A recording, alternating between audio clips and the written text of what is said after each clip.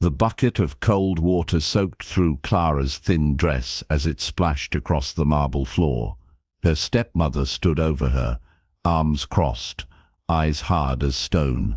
Clara's hands trembled as she dropped to her knees. She grabbed the worn rag from her apron pocket and began to wipe up the mess.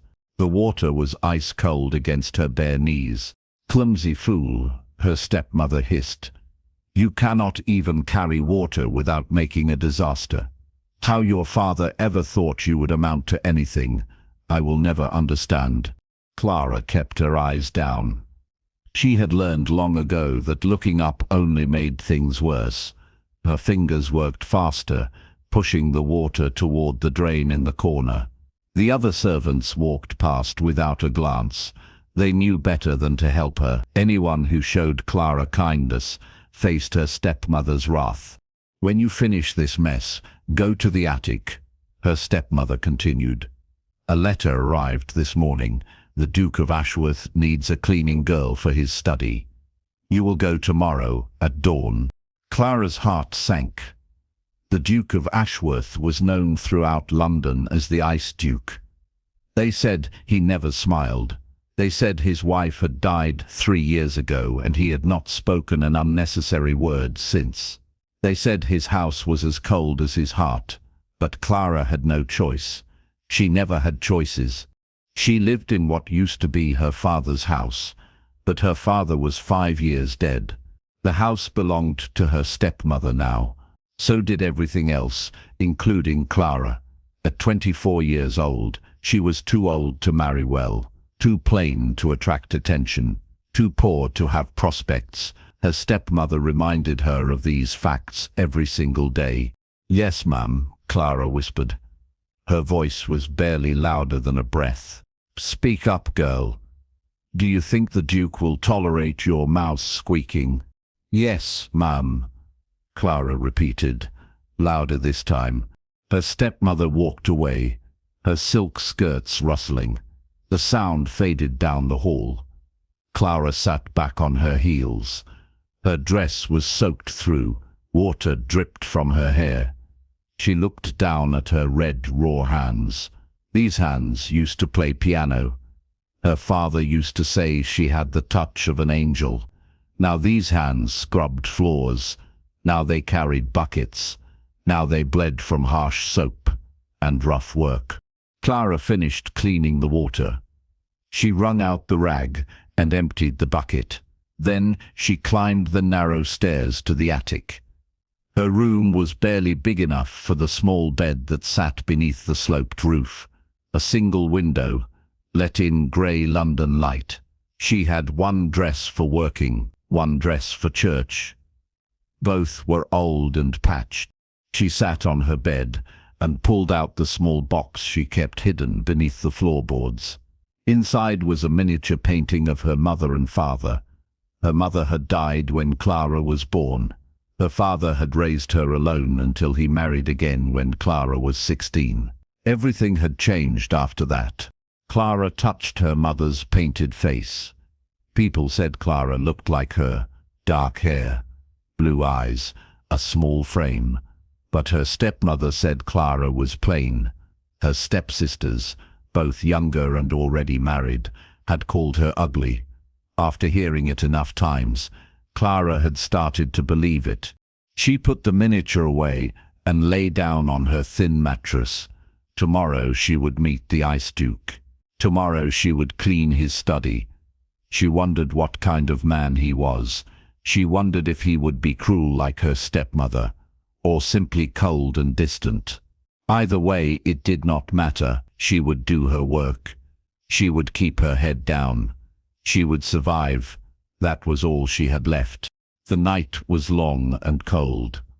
Clara slept little. The Duke of Ashworth stood at the window of his study and watched the rain fall. His house was quiet. It was always quiet. He preferred it that way. Noise meant people. People meant questions. Questions meant having to pretend he cared about anything at all. He was 32 years old and felt ancient. 3 years ago his world had held color and warmth.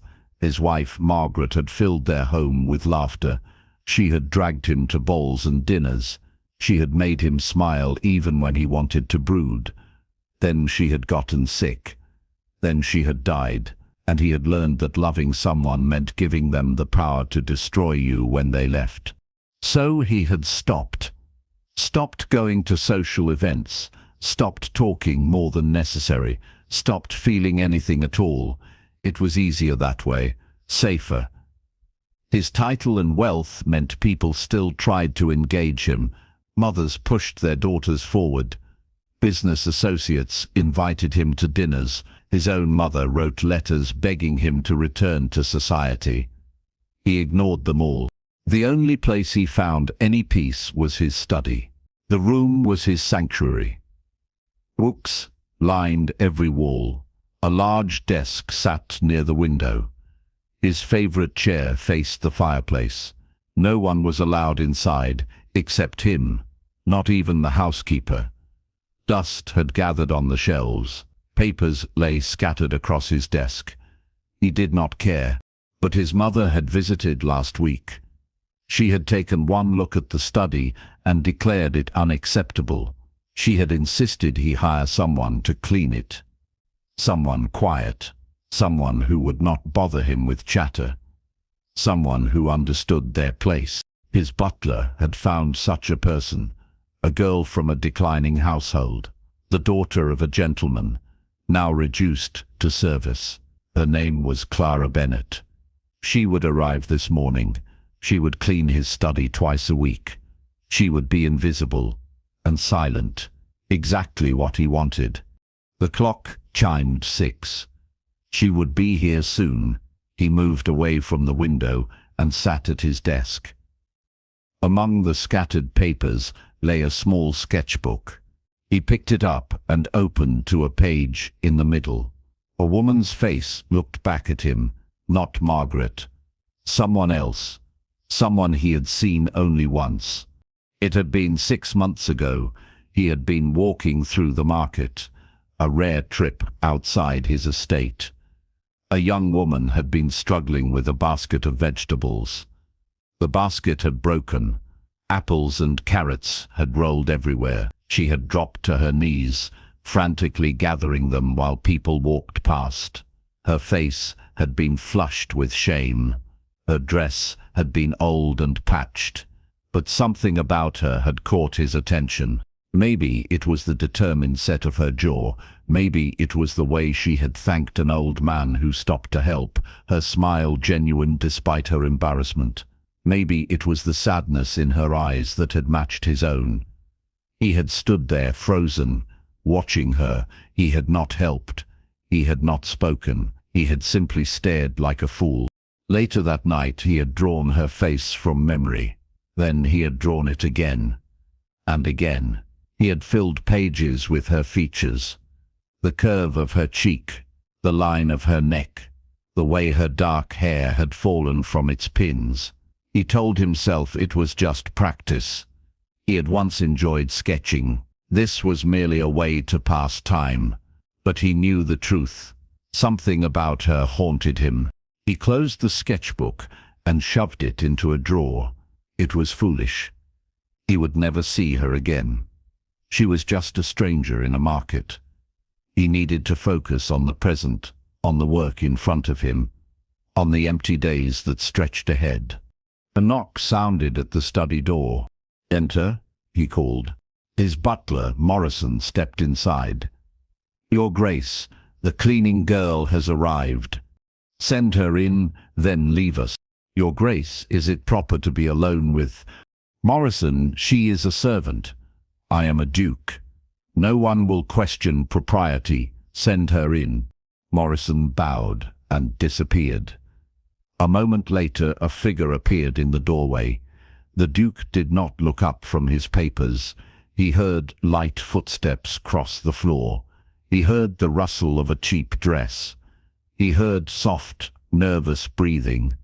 "You may begin with the bookshelves," he said, his voice cold and distant.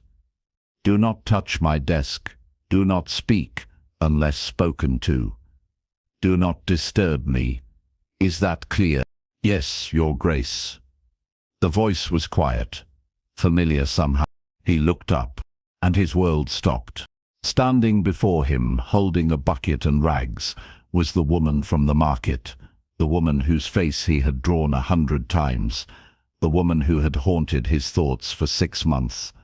She stood in his study, in his home, close enough to touch. Her eyes widened. She had recognized him too. Color flooded her cheeks. Her hands tightened on the bucket handle. For a long moment, neither of them moved. Neither of them spoke. The air between them felt charged with something neither could name. "Begin," he finally managed. His voice came out rougher than intended. She nodded quickly. She set down her bucket and moved to the far bookshelf. She kept her back to him. He could see her hands shaking as she lifted the first book. The Duke stared at the papers on his desk. The words blurred. His mind raced. What were the chances? Out of all of London, out of all the women his butler could have hired, she had walked into his study. The universe was either incredibly kind or incredibly cruel. He had not decided which.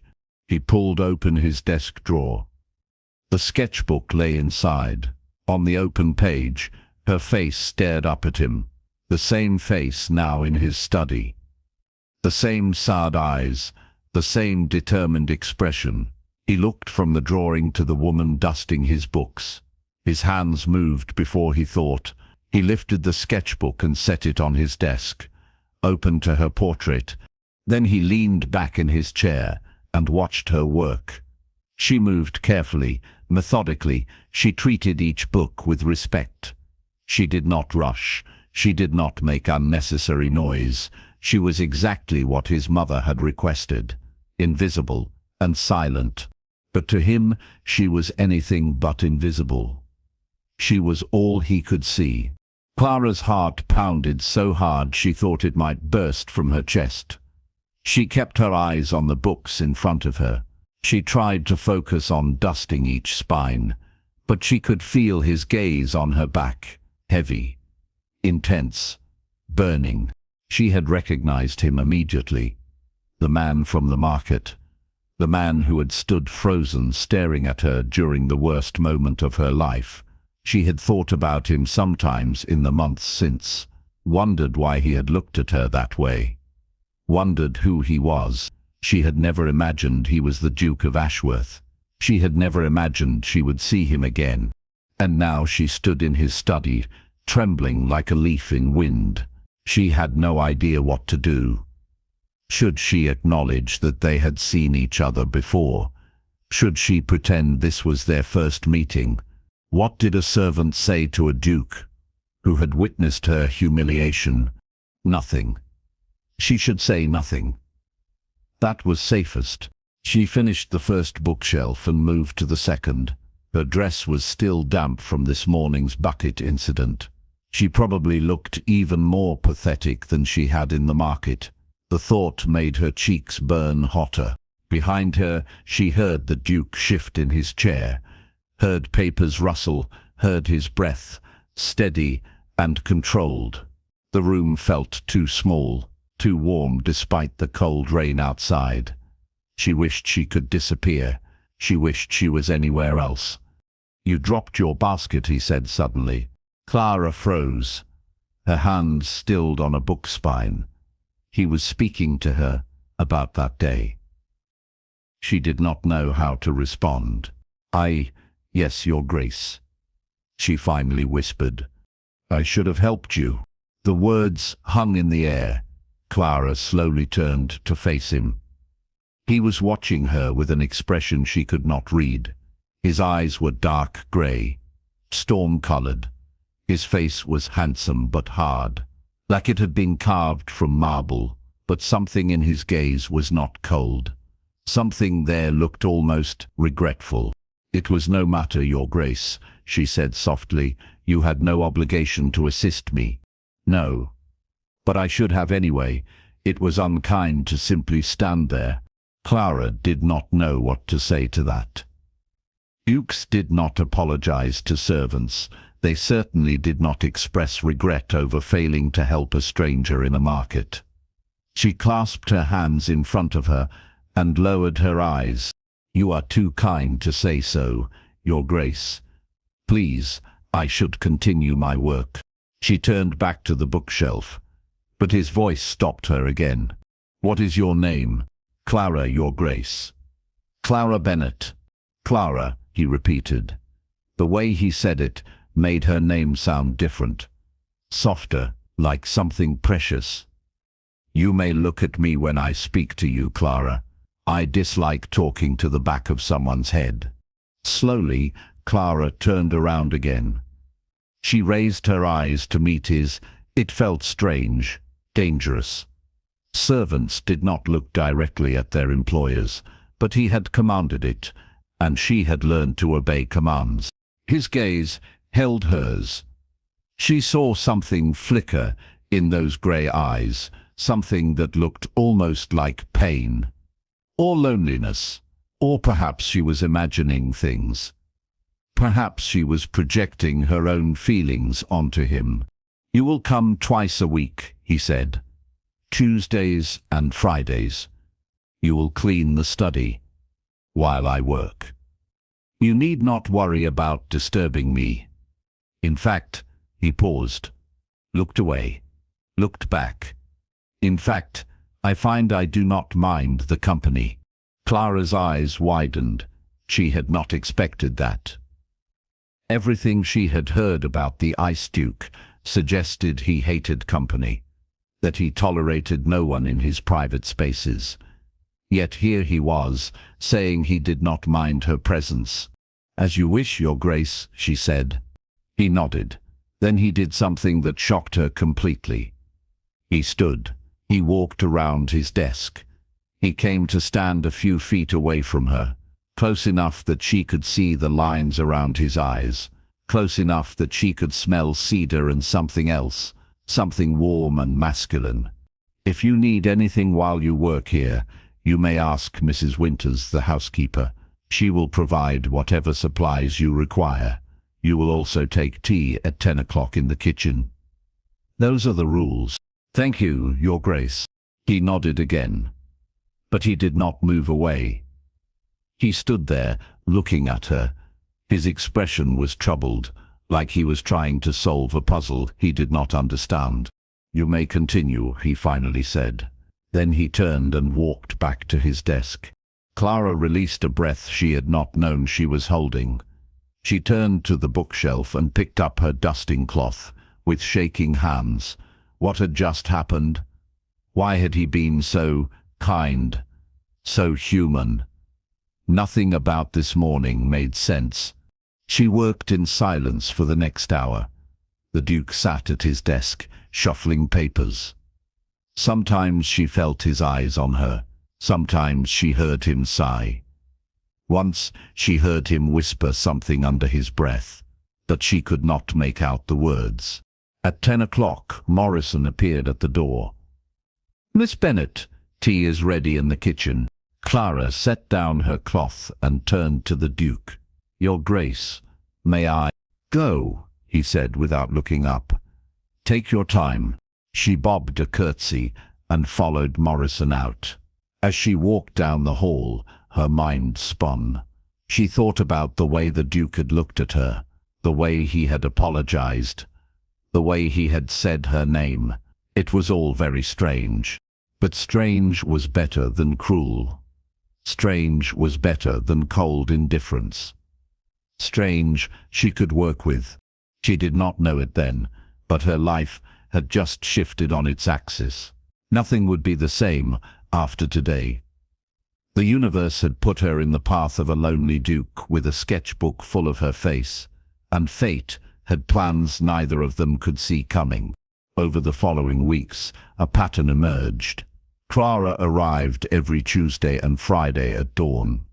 She cleaned the study while the Duke worked at his desk. He rarely spoke. When he did, it was brief.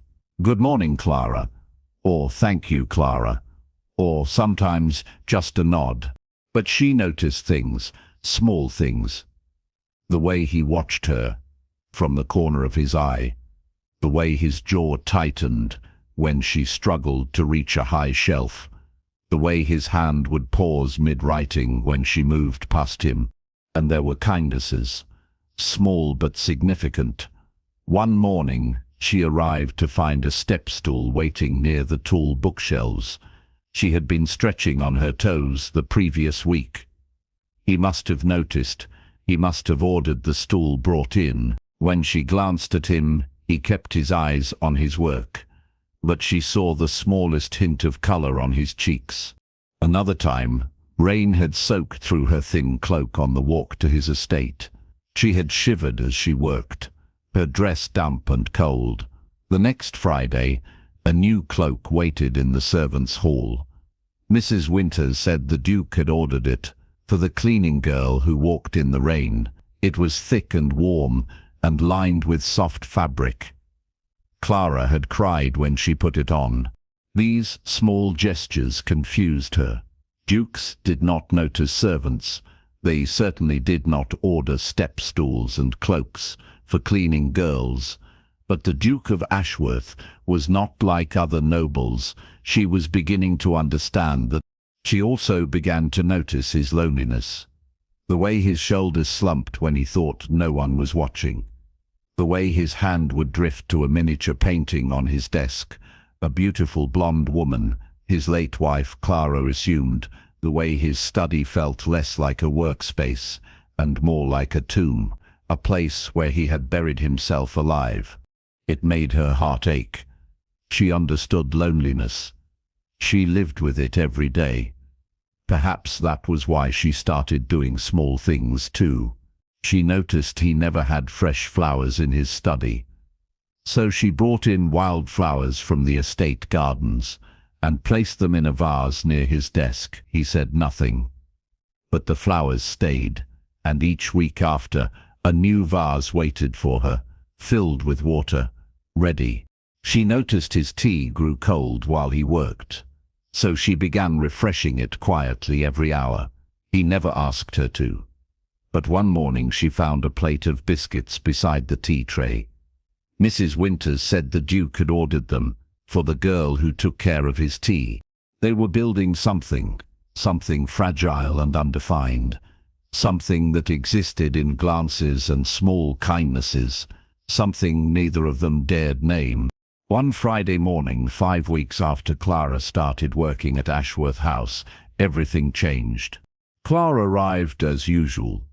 She greeted Morrison and made her way to the study. She knocked softly and entered when the Duke called, but when she looked at him, her breath caught. He looked terrible. His eyes were red and shadowed. His hair was disheveled. His cravat hung loose. Papers were scattered everywhere. An empty whiskey bottle sat on his desk. "Your Grace," she said softly. "Are you well?" He looked up at her. His expression was raw, broken. "No," he said simply. "I am not well." Clara set down her cleaning supplies. Every instinct told her to go to him, but she was a servant. He was a duke. There were rules, boundaries, lines she could not cross, but he looked so lost, so alone. She crossed the room before she could stop herself. She stood beside his desk, close enough to touch him. "What has happened?" He laughed. It was a hollow, bitter sound. "Do you know what today is, Clara?" She shook her head. 3 years ago today, my wife died. 3 years, and I still cannot breathe properly. 3 years, and this room still feels like a cage." He looked up at her. His grey eyes were filled with pain so deep it made her chest hurt.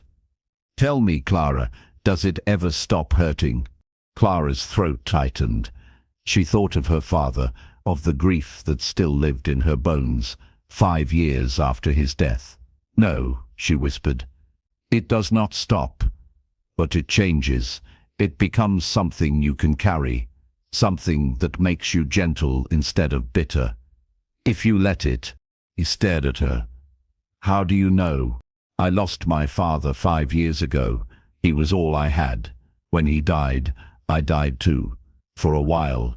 But then I realized something. He would not want me to stay dead. He would want me to live. Even if living hurt. Even if it was hard. The Duke closed his eyes. I do not know how to live anymore. Clara did something brave then. Something that could cost her everything. She reached out and touched his hand. Just her fingers on his, light as a feather. But the touch was electric. She felt him stiffen, felt his hand turn under hers, felt his fingers curl around hers. Warm, strong, desperate. You are living now, she said softly. You are here. You are feeling. That is something. He opened his eyes and looked at their joined hands. I drew you, he said suddenly. Clara blinked. Your Grace. He pulled open his desk drawer with his free hand. He lifted out a sketchbook. He opened it and turned it toward her. Page after page of drawings. All of her. Her face, her hands, her profile. Dozens of sketches. All detailed, all beautiful, all drawn with care. I saw you in the market 6 months ago, he said, and I could not forget your face. I drew you that night, and many nights after, I told myself it was meaningless. But then you walked into my study, and I realized the universe was trying to tell me something. Clara stared at the drawings, at her own face repeated over and over. No one had ever looked at her closely enough to capture her like this. No one had ever thought she was worth this kind of attention. Her eyes filled with tears. I am not worth this, she whispered. His hand tightened on hers. Yes, you are. She looked up at him. He was watching her with an intensity that stole her breath. Why? Because you are kind. Because you are gentle. Because you brought flowers to a tomb and made it feel like a room again. Because you looked at a broken man and did not turn away. He paused. His voice dropped lower, rougher. Because when I look at you, I remember what it feels like to want to be alive. Clara could not breathe, could not think. She was drowning in his eyes, in his words, in the impossible reality of this moment. Your Grace, she started. William, he interrupted. My name is William. And I need you to understand something, Clara. I am about to do something highly improper. Something that breaks every rule of society. If you wish to leave, go now. I will not stop you. She should leave. She knew she should. But her feet would not move. Her hand stayed in his. What are you going to do? He stood. He still held her hand. He stepped closer. So close, she could feel the heat of his body. So close, she could see gold flecks in his grey eyes. I am going to ask you to stay. Not as my cleaning girl, but as something more. I do not know what yet. I only know I cannot let you disappear from my life. I cannot go back to the emptiness. Not now that I know what it feels like to have light again. I am no one, Clara whispered. I have nothing. I am everything, he interrupted fiercely. You are everything. And then he did something that changed both their lives forever. He lifted her hand to his lips and kissed her knuckles. It was gentle, reverent. The touch of his lips on her skin sent fire through her veins. Stay, he whispered against her hand. Please, Clara, stay. She looked into his eyes, saw the desperation there, saw the loneliness that matched her own, saw the fragile hope that maybe, just maybe, two broken people could become something whole together. I will stay, she said. And the Ice Duke smiled. For the first time in 3 years, true warmth touched his face. It transformed him, made him look younger, made him look alive. "Thank you," he breathed.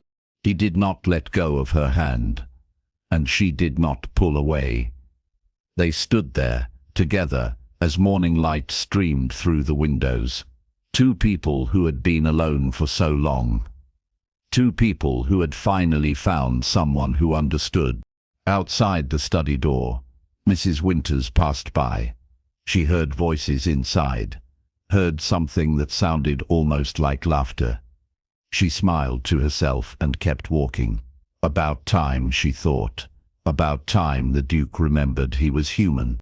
The days that followed were like a dream. The Duke, William, as he insisted she call him in private, transformed. He began spending less time at his desk and more time talking with Clara. He asked her about her life, about her father, about the books she loved, and he shared pieces of himself too, his childhood, his fears, the weight of his title, the crushing loneliness of grief. They talked while she cleaned. She would dust a shelf, and he would tell her about the book she was holding. She would arrange flowers, and he would explain which ones his mother had planted in the garden. She would pour tea, and he would share memories of his late wife, not with the raw grief of before, but with gentle fondness, like he was finally able to remember the good without drowning in the bad. Clara watched him come back to life. It was gradual, like watching spring melt winter. First came the smiles, small at first, then wider, then accompanied by laughter, deep, genuine laughter that filled the study with warmth. Then came the touches, his hand on her shoulder, as he reached past her for a book, his fingers brushing hers as he took his tea. Nothing improper, but charged with something neither could ignore. Then one day, 3 months after that first touch, he asked her something that terrified her. "Come to dinner with me tonight, in the dining room, as my guest." Clara nearly dropped the book she was holding. "Your Grace, William, I cannot. It would not be proper. I am a servant. You are not my servant. Not anymore. I spoke to Mrs. Winters. You will still come here, but now you will come as my companion, my friend. People will talk. Let them. Your mother will be horrified. My mother can mind her own business." "William!" Clara set down the book and turned to face him. "You are a duke. I am no one. This cannot work. You know it cannot." He stood and crossed to her. He took her hands in his. His expression was serious, determined. "I have spent 3 years being dead, Clara. 3 years hiding in this study, because the world was too bright and too loud without Margaret. But you brought me back. You made me want to live again, and I will not let society dictate who I can care about, who I can—" He paused, swallowed hard. "Who I can love." Clara's heart stopped. "Love. Yes. Love. I love you, Clara Bennett. I love your kindness. I love your strength. I love the way you see beauty in broken things. I love the way you make me feel human again. And I know it is fast. I know it is complicated. But I am done hiding. I am done being afraid. So I am asking you, will you have dinner with me tonight?" Tears streamed down Clara's face. No one had ever said such words to her. No one had ever looked at her the way William looked at her. Now, like she was precious, like she was worth fighting for. "Yes," she whispered. "Yes, I will have dinner with you." His face broke into a brilliant smile. He lifted her hands to his lips and kissed them one after the other. "Thank you. Thank you, Clara." That night, Clara sat at the Duke's dinner table wearing a dress Mrs. Winters had helped her borrow from storage.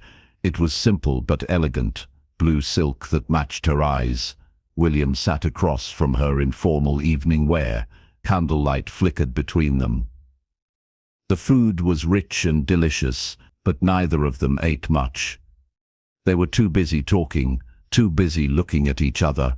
"Tell me something no one else knows," William said. Clara thought for a moment. I used to play piano. My father taught me. I was good. Really good. But when he died, my stepmother sold the piano. I have not played since. Sadness crossed William's face. That is a crime. Music should not be taken from someone who loves it. What about you? Tell me something no one knows.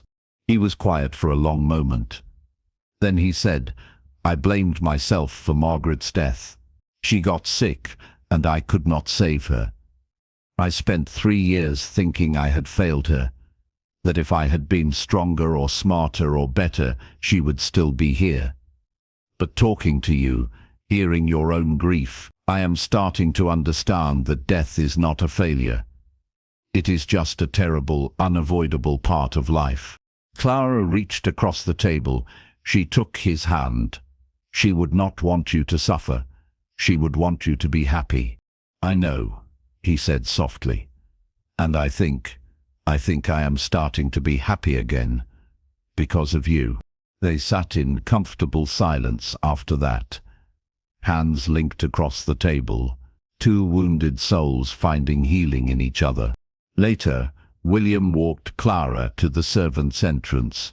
It was improper for him to do so, but he did not care. At the door, he turned to her. I want to court you properly, Clara. I want to take you on walks, buy you gifts, introduce you to society as someone important to me, but I know that will be difficult. I know there will be gossip and scandal. If you are not ready for that, I am ready, Clara interrupted. I have spent my whole life being invisible, being told I was worthless.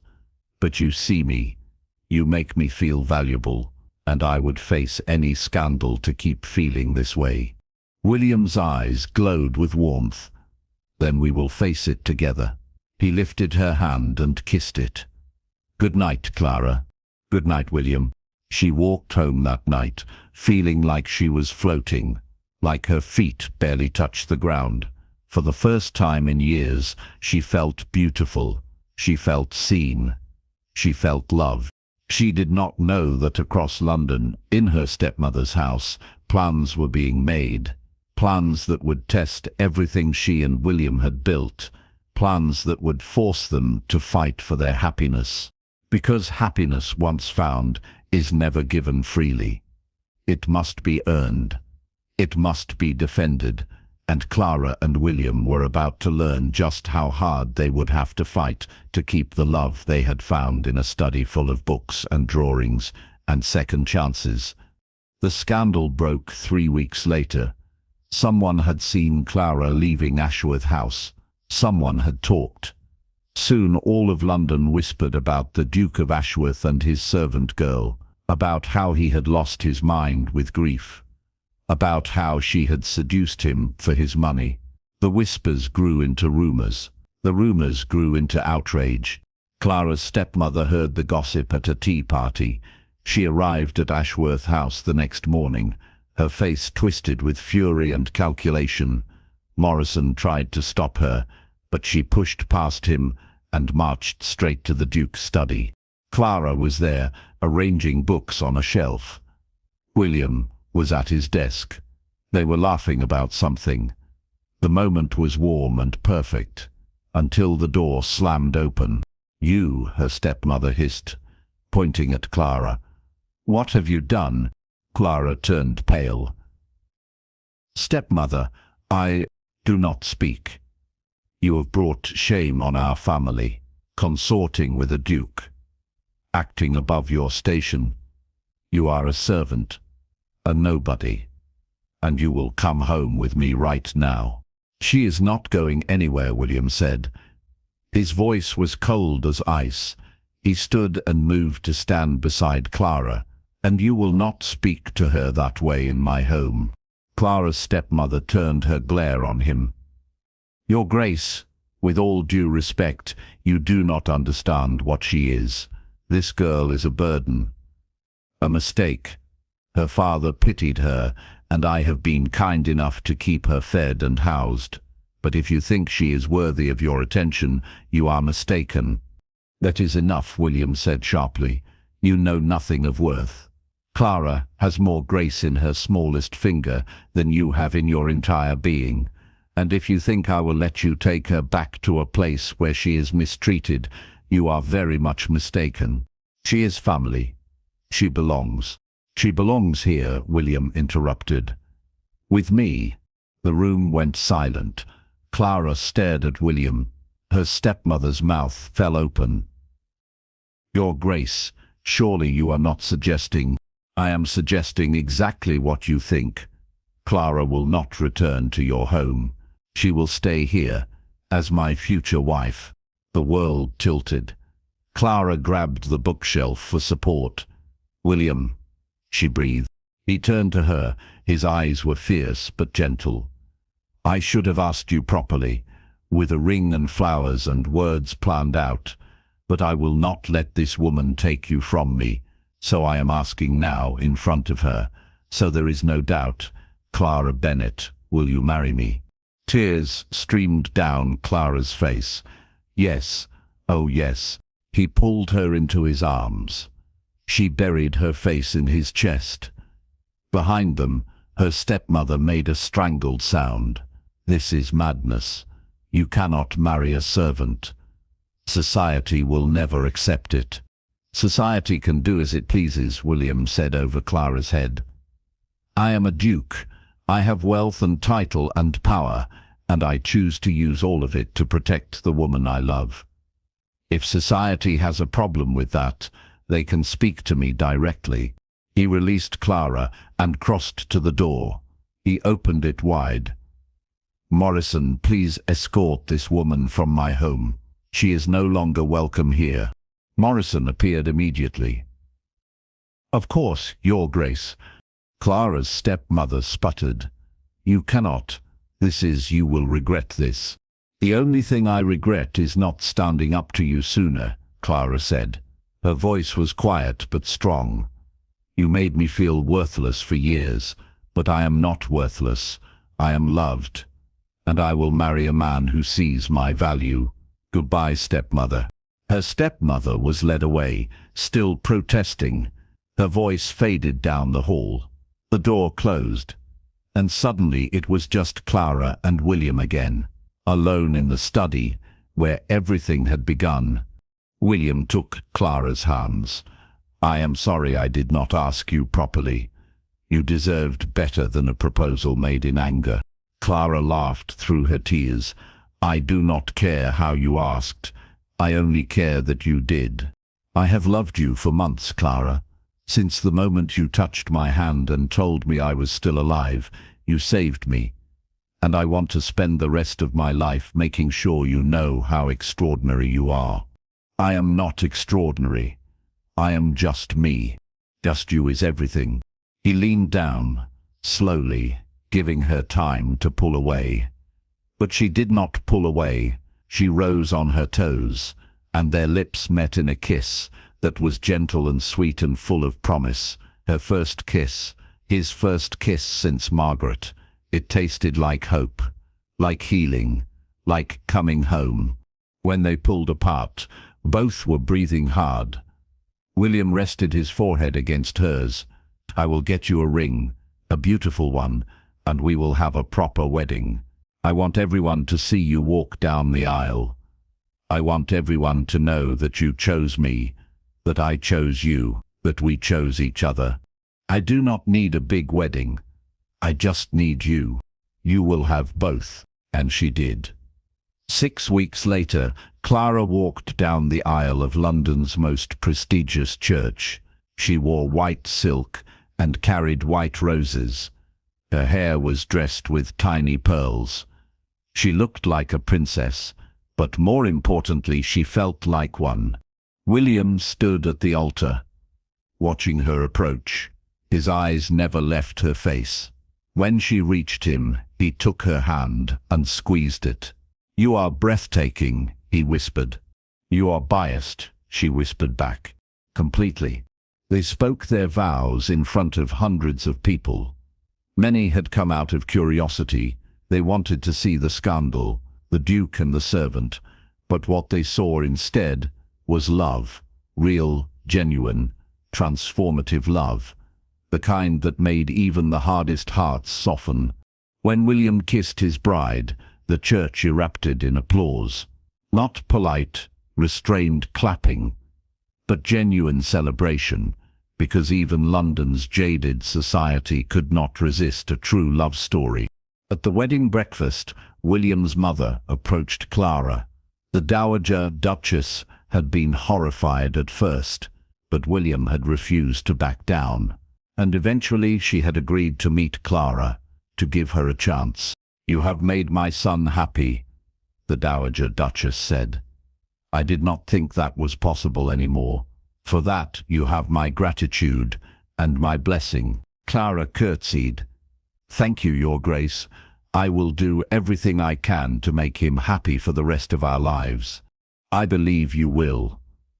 The older woman smiled. "Welcome to the family, my dear." That night, William and Clara returned to Ashworth House as husband and wife. He carried her over the threshold of the study, their study, where everything had begun. "I have something for you," he said. He set her down and crossed to his desk. He pulled out the sketchbook, the one filled with drawings of her. "I want you to have this, to remember that even before you knew I loved you, I was drawing you, I was seeing you, and I always will." Clara took the sketchbook. She opened it and looked at page after page of her own face. "I will treasure this forever, and I will treasure you forever." He pulled her close. He kissed her hair, her forehead, her cheeks, her lips, and in that study, surrounded by books and memories and new beginnings, the Ice Duke and his cleaning girl held each other. Two broken people who had become whole. Two lonely souls who had found home. Outside, London gossiped. Inside, none of it mattered, because love, real love, does not care about titles or stations. It does not care about what society thinks. It only cares about two hearts that beat as one. Two people who chose each other against all odds. Two souls who found each other in the most unexpected place. And they lived happily ever after. Not because their life was perfect, not because they never faced challenges, but because they faced everything together, and together they were unbreakable. 5 years later, Clara sat in the study with a small girl on her lap. The child had dark hair and grey eyes.